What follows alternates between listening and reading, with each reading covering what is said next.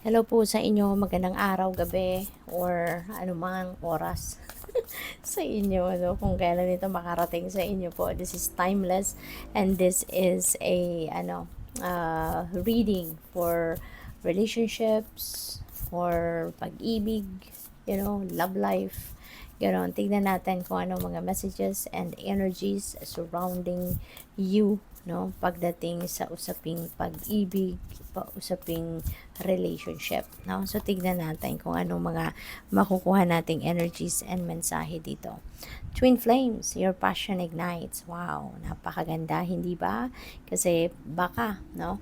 Baka ngayon makikilala mo na yung inyong twin flame. Baka ngayon makikilala mo na yung talagang kahati ng puso mo, yung ganon. And your passion ignites, 'di ba? So talagang kapag kasi dumating na, no, yung twin flame ninyo, mararamdaman ninyo yun eh. Mararamdaman ninyo na this is the right person, no? Ito na yung taong ito yung makakasama ko na. This is my eternal love, no?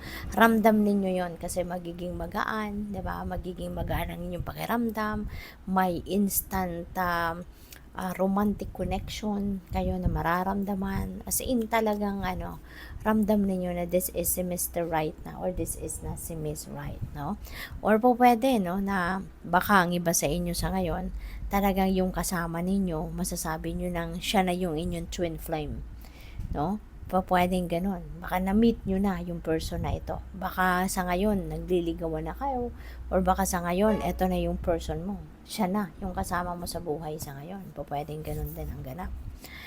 We have balance. Love is not always about agreeing just for the sake of it. No? A great relationship is one that both supports and challenges. That's very true.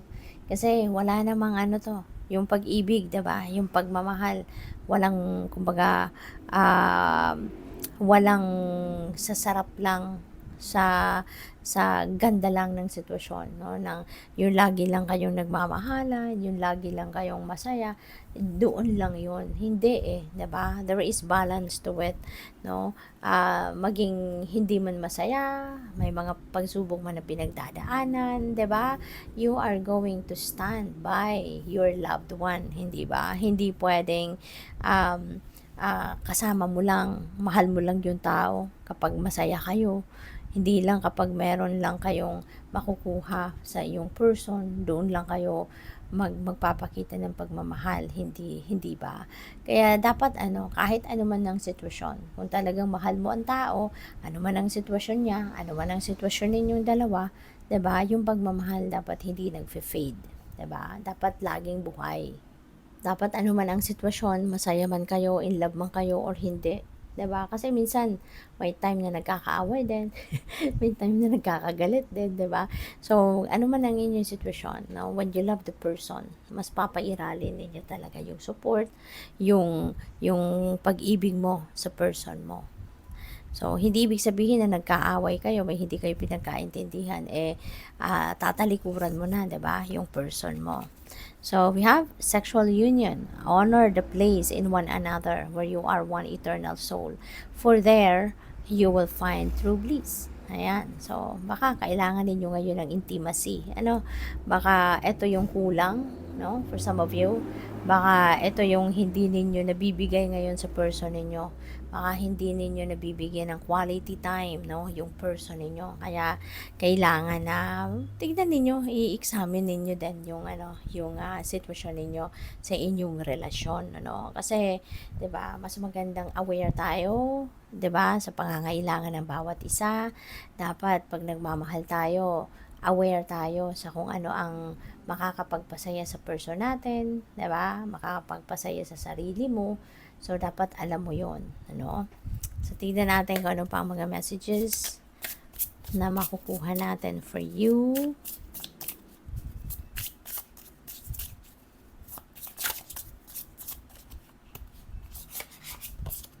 So, we have dating. Ayan. So, siguro ang iba sa inyo dito nakikipag-date, no? Baka kayo ay single pa or baka kayo ay single na. At baka si twin flame ninyo ngayon ang kasama ninyo, 'di ba? Siya yung dinidate mo, siya yung nakakausap mo sa ngayon, ano? So, good luck sa iyo diyan. What else? We have new love. Wow. So, meron talaga kayong siguro, meron kayong kaligawan, meron kayong kinikita sa ngayon, ano? You are siguro dealing with a new person sa buhay ninyo, no? So, baka ano kayo, talagang meron kayong dinidate, kinakausap, meron kayong kinikilala sa ngayon, ano, na who knows, baka ito nga si twin flame ninyo, ito si soulmate ninyo, yung ganon. So, pwede rin na ang iba siguro sa inyo baka papunta na, no? Baka papunta na sa pagiging ano, sa romantic connection, baka nagde-develop na yung inyong ang inyong love, no, for each other, or you're developing already your love, you know, your affection to this person. So, what else? Spiritual growth, learning, and expanding the soul.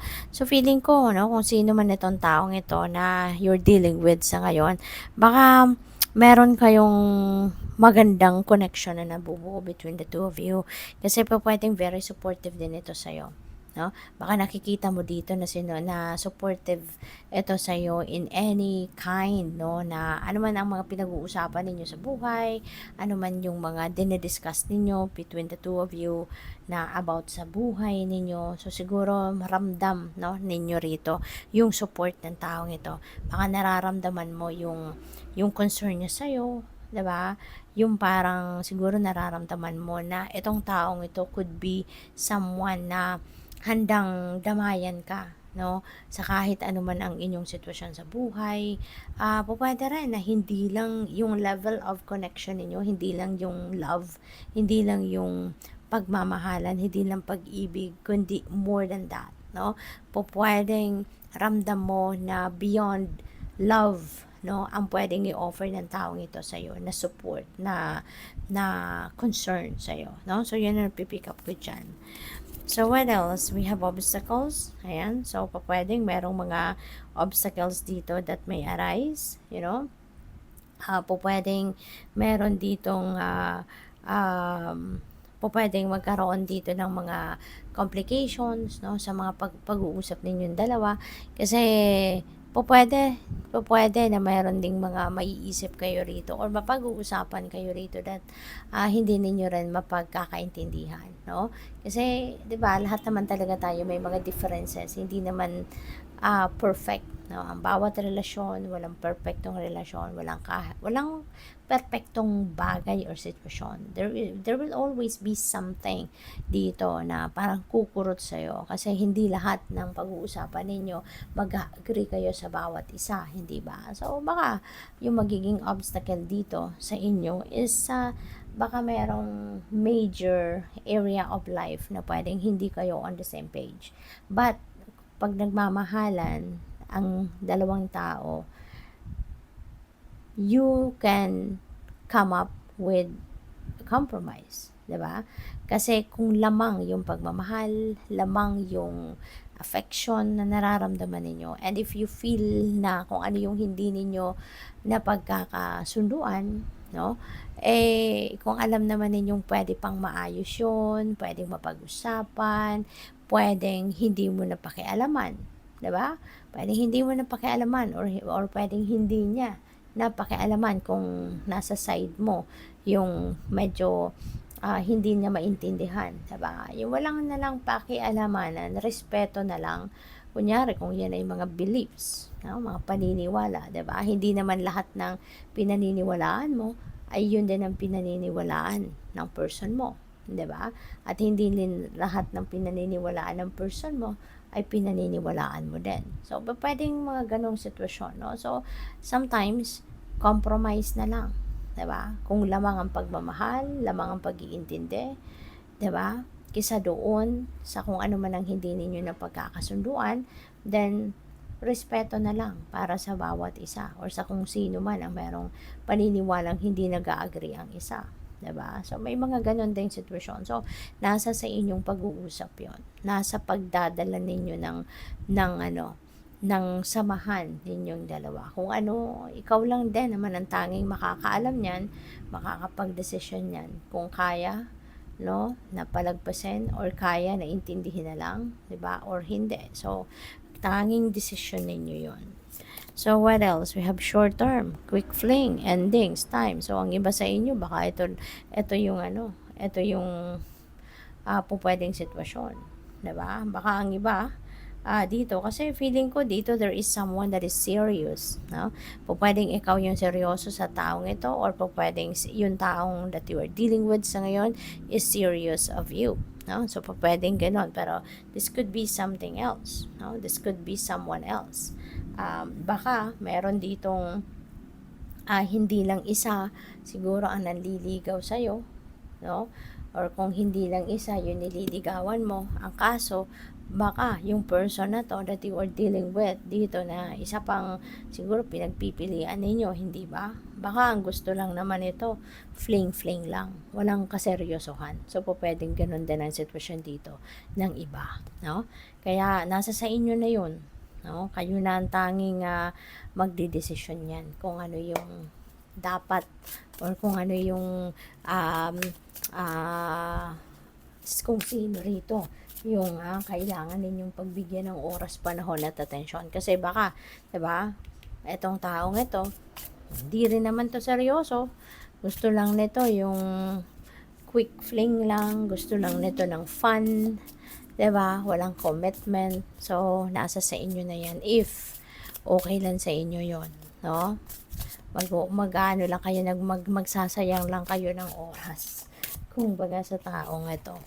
So, tingnan natin. We have lovers. Look at that. Diba? Pinag-uusapan natin dito yung relasyon, pag-ibig. So, look at that. Meron tayong lovers energy. So, talagang ang ano ninyo ngayon, ang focus ng karamihan sa inyo sa ngayon is sa relationship ninyo. No? Baka talagang in love sa ngayon, no? Kayo. Baka super in love kayo sa ngayon, or baka talagang ini-enjoy ninyo ngayon yung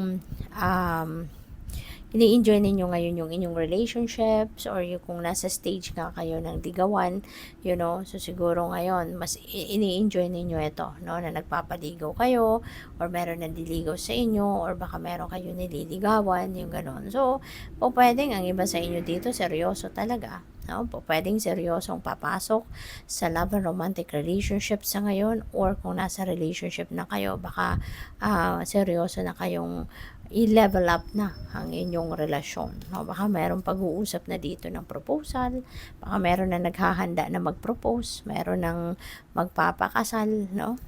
So, what else? We have 9 of swords. Ayan, although may pinoproblema, no? May pinoproblema ang iba sa inyo rito. Baka nag-overthink kayo, nag-overanalyze kayo regarding dito sa feeling ko, ino-overanalyze at ino-overthink ninyo rito yung kunyari, iniisip ninyong gusto nyo nang magpakasal, diba? Baka magpo-propose pa lang kayo, hindi nyo pa alam kung ano yung magiging sagot ng person ninyo, pero mag-worry na kayo. You know, yun ang pipick up ko dito. Baka hindi nyo na, alam mo yun, iisip mo na, what if? Diba? What if hindi tanggapin ng proposal ko? What if hindi pa siya handa? You know, so siguro nag-overthink na kayo, no? Rito, kaya kayo nai-stress na. So, wag yun pangunahan, kasi kung ano yung iniisip ninyo, remember na yun ang kind of energy na maa-attract ninyo. Yun ang kind of energy na papasok, diba? Sa buhay ninyo. Kaya wag na kayong mag-overthink, wag kayong mag-overanalyze, wag kayong mag-negative thinking dito. Kasi, imbes na maging maganda, ang i-expect ninyo para maganda yung dumating, baka mas lalong hindi maging maganda ang resulta. Baka mas lalong mag-attract kayo ng hindi favorable sa inyo, hindi ba? Kaya tanggalin na yung pag-overthink na yan, pag-overanalyze na yan, okay? Mas isipin ninyo ang positive na pwedeng maging epekto ng gagawin ninyo, okay? We have 7 of Pentacles. Ayan, kung magsisipag kayo, 'di ba? Magsisipag kayo na manligaw, magsisipag kayo na magpakita ng inyong pagmamahal, concern, yung love ninyo, yung kaseryosohan ninyo. pakita ninyo kung anong totoo ninyong intensyon, no? Kasi magbubunga at magbubunga yan ng maganda, 'di ba? Pero kung nakikita ng person mo, kung nababother ka, kung nag-aalala ka, or kung hindi totoo, 'di ba, ang pinapakita mo, mararamdaman yan ng person mo. For sure, no, the person that you are dealing with will be able to pick up that energy. Kaya, syempre, kung nagdadalawang isip ka, di mararamdaman din niya yun na hindi ka naman seryoso or hindi ka desidido, 'di ba? Pero kung ginagawa mo or pinapakita mo, pinaparamdam mo na seryoso ka, talagang totoong nagmamahal ka, yung totoo talagang concern ka about the person that you're dealing with, makikita din niya yan, mararamdaman din niya yan, yung energy mo. Kaya doon ka na lang, no? Kung ano yung gusto mo, kung anong goal mo, kung gusto mong mapasagot siya, or kung gusto mong, kung kayo ay nasa relationship na at gusto mong tanggapin niya yung proposal mo, then dapat ipakita mo, iparamdam mo na sincere ka talaga. Kasi kung ano yung effort na ipapakita mo, anong effort na gagawin mo, kung ano kung ano yung klase ng energy na ilalagay mo dyan, siyempre, naka-align doon yung magiging bunga nito, yung magiging resulta nito. So, what else? We have 2 of Wands. Ayan, so, hindi pa kayo sigurado eh. No? Nag-iisip pa kayo. Hindi pa kayo sigurado sa gagawin ninyo. So, kasi nga, naguguluhan pa kayo. Diba? Nagugulumihan. So, make sure na siguraduhin nyo muna ang inyong nararamdaman. Okay? Make sure na anuhin nyo muna, siguraduhin mo muna sa sarili mo kung ano nga ba ang direksyon na gusto mong tahakin. Saan mo dadalhin, ano, yung nararamdaman mong ito. 'Di ba? Gusto mo bang mapasagot yung nililigawan mo? Then gawin mo ang lahat, 'di ba? Para mapasagot mo siya. Gusto mo bang mag-level up ka na? Napakasalan ka na ng taong ito? 'Di ba? Then gawin mo din, no? Iparamdam mo din sa person mo, 'di ba? Na ganun ang gusto mo. 'Di ba? So, tingnan natin kung ano pa ang mga mensahe para sa inyo rito. Or energy surrounding your relationships, pag-ibig. So, we have 7 of Wands. Ayan. So, ayan, be careful. Okay? Kung seryoso lang din naman kayo sa person ninyo, make sure na ipakita mo na ito. Bantayan mo yung pag-ibig mo sa kanya. 'Di ba? Alagaan mo yung yung person mo. Kasi pwedeng meron ditong pwede ritong meron akong napipick up dito na pwedeng may magsulot dito sa nililigawan mo kung ikaw ay nanliligaw. Pwedeng hindi lang ikaw, yung nagpapakita ng pagmamahal or romantic interest, no, sa person mo. Okay? So, kaya kailangan mo na mapagbantay, no? At pakita mo kung totoong sincero ka sa kanya, 'di ba? So, what else? Kasi baka namimili din, no, yung person na ito. Baka yung nililigawan mo, baka namimili din siya. 'Di ba? Nagsha-shopping pa siya kung sino dito yung mas nakikita niyang mas mahal siya, 'di ba? So, 7 of Cups. Ayan. So, marami kang pwedeng pagpilian din, ano? So, siguro, nag-aano ka din. Baka hindi lang din iisa. 'Di ba? Yung yung nililigawan mo kung ikaw ay nanliligaw. Baka hindi lang din isa. Kaya po pwedeng, kaya ka din nai-stress dito. Kasi, naguguluhan ka din siguro. Kaya nga hindi kayo makapag-desisyon, ano? There is a decision that is yet to be made. Kasi baka hindi lang din iisa dito yung nagugustuhan mo. Or hindi lang isa yung parang nararamdaman mong gusto mong ligawan. Or baka hindi lang iisa yung jowa mo. 'Di ba? So for some of you, baka may ganun. So what else?